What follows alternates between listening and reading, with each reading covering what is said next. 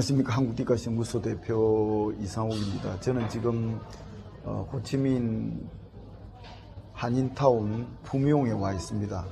제가 자주 오는 더 커피 하우스라는 이 아름다운 커피숍에서 커피를 마시면서 여러분들에게 인사를 드립니다. 이번에 한국에 가면 약 2주 정도 체류하면서 여러 가지 일정을 소화하게 되는데, 그 중에서는 11월 27일 안동에서 열리는 한국디카 시인협회 경북지부 창립 종회에도 참석합니다. 아주 뜻깊은 행사가 될 것으로 기대하면서요. 이 시간에는 두 번째 파트로 디카시의 어원과 관련된 일반의 오해에 대해서 말씀드리겠습니다. 지금까지 고성이 바른지인 디카시 운동에 대해서 살펴봤습니다. 지금부터는 이제 보다 근원적인 그런 문제를 다루게 될 것입니다. 이 시간에는 먼저 신조어로서의 디카시가 왜 혼종어인가에 대해서 살펴보겠는데요.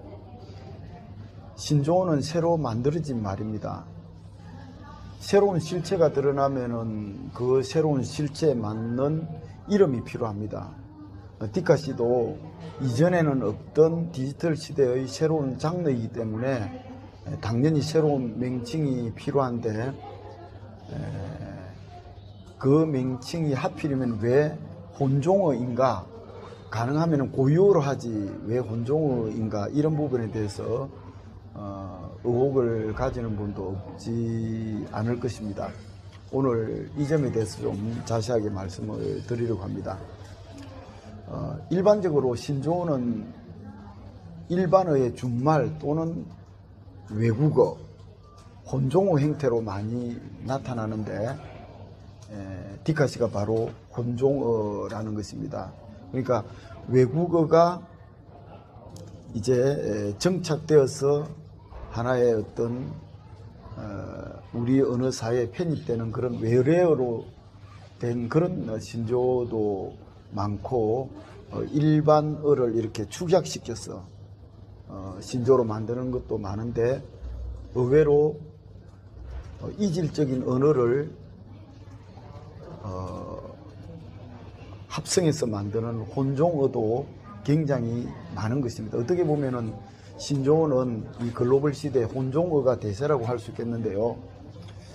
우리가 사용하는 시라는 말이 우리 고유어처럼 보이지만 당연히 그것은 한자어입니다. 개하기 이전에는 역시 한자어 시가라는 말로 호명되다가 개하기 이후에 시가에서 가짜가 떨어져 나가고 시라는 말로 호명되어서 오늘에 이르고 있는 것이죠. 디카시는 이 한자어 시 앞에 디카라는 외래어가 붙어서 만들어진 신조어로서 혼종어입니다. 디카시는 국립국어원 우리말 셈의 행태 분석으로서 디지털 카메라 시 이렇게 되어 있습니다. 그러니까 디지털 카메라라는 이것에 이제 디지털 카메라라는 이 영어가 디지털 카메라라는 어떤 외래어로 우리 한국어에 정착이 됐는데, 그 디지털 카메라의 준말인 디카라는 말과 시라는 한자어가 합성되어서 만들어진 일종의 하이브리드 워드다, 그렇게 말할 수 있는 것이죠. 글로벌 시대는 혼종어가 늘어날 수밖에 없습니다. 특히 디카시는 시와 사진의 융합으로 빚어진 디지털 시대의 새로운 장르이기 때문에 하이브리드 혼용어가 되는 것은 너무나 자연스러운 현상입니다. 고유어와 한자어, 한자어와 외래어 등이 서로 이질적인 언어 요소이지만 결합해서 만들어진 단어가 혼종어라는 것인데요. 한국어는 단종어와 혼종어로 이루어져 있다고 말할 수 있습니다. 단종어는 고유어, 한자어, 외래어 등 한 어종으로만 이루어진 단어를 말하는 것이죠.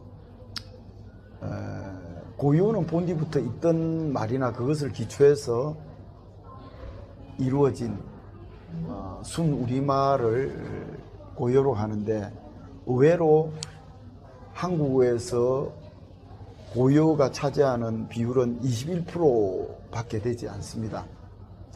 한자는 우리가 한자 문화권이기 때문에 한자를 바탕으로 하여 만들어진 단어로 한국어의 53%, 그러니까 절반이 넘습니다. 제가 베트남에서 한국어를 가르치면서 또 베트남어에 대해서도 공부를 하고 이렇게 같이 비교를 해보면 한국어와 베트남어가 동일하거나 유사한 언어들이 굉장히 많이 있습니다. 그것은 같은 문화권이기 때문이죠. 중국어와 한국어, 일본어, 베트남어 이런 한자 문화권의 언어들은 단어의 유사성, 동일성이 굉장히 많이 있습니다. 우리나라의 한글 언어가 한자의 비중이 절반이 넘는다는 것은 이 한자 문화권이 얼마나 큰 영향으로 작용하는가를 우리가 알 수 있는 것이죠. 일본도 마찬가지입니다. 베트남도 마찬가지고요. 외래어는 외국으로부터 들어와 한국에 동화되어 한국어처럼 쓰이는 단어로서 한국어에서 비중은 한 6% 정도라고 합니다. 우리가 잘 아는 커피, 스마트폰, 아르바이트, 스트레스 등은 모두 외래어입니다. 굉장히 외래어도 우리 한국어에 편입됐기 때문에 친숙하죠. 디카 씨는 혼종어라고 했는데 혼종어도 한국어의 약 20% 정도 되니까 고유어 정도의 비중을 차지한다는 것입니다. 혼종어의 예를 들어 보면은 고유어인 그림과 한자의 책이 결합해서 만든 그림책도 혼종어고요. 그리고 우리가 너무 친숙하게 쓰고 있는 원두 커피 같은 경우도 원두라는 한자어의 커피라는 외래어가 빚어진 합성된 혼종어입니다. 메뉴판도 메뉴라는 영어 외래어와 판이라는 한자어가 섞여서 만들어진 혼종어고요. 혼종어는 융합, 혼용의 하이브리드로 국경과 언어를 뛰어넘고 섞이고 둘이 하나 되는 그런 조어 방식으로서 글로벌 시대의 혼용어가 발달하는 것은 피할 수 없는 그런 시대적인 추세라고 할 수 있겠습니다. 다시 말해 혼용어는 글로벌 시대 언어의 어떤 그런 특징을 잘 드러낸다고 볼 수 있겠습니다. 흔히 고유어로만 한국어를 사용하면 좋겠다고 이렇게 이상론을 펴는 분들도 없지 않지만 앞에서 말씀드린 것처럼 고유어가 한국어에 차지하는 비중은 21%밖에 안 된다는 겁니다. 약 80%의 언어가 외래어이거나 혼종어이거나 한자어라는 것이죠. 세계 공용어로 할 수 있는 영어도 최근 굉장히 폭발적으로 의수가 늘어나고 있는데 그 기저에는 역시 혼용어가 신조어로 많이 나타나고 있는 것이기 때문입니다. 세계 문화를 뒤섞어서 새로운 문화를 만들어내는 초인류 국가인 미국에서도 혼용어가 증가하고 발달한다는 것은 무엇을 말하는 것입니까?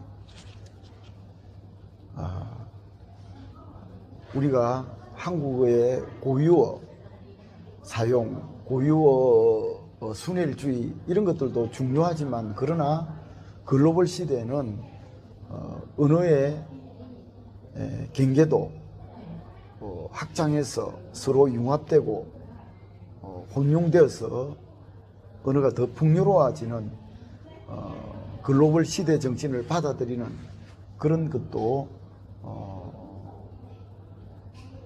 필요하고 그런 것에 대해서 열린 마인드를 가지는 것이 중요하다 그렇게 볼 수 있겠습니다.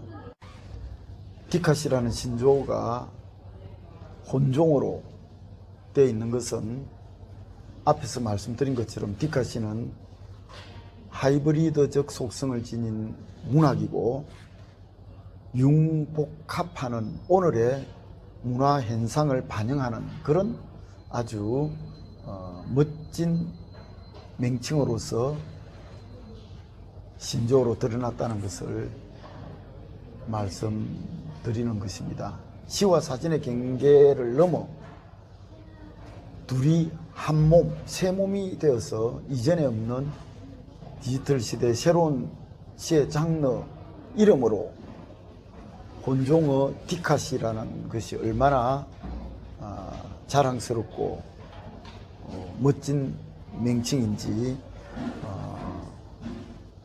우리는 자부심을 가져야 할 것입니다.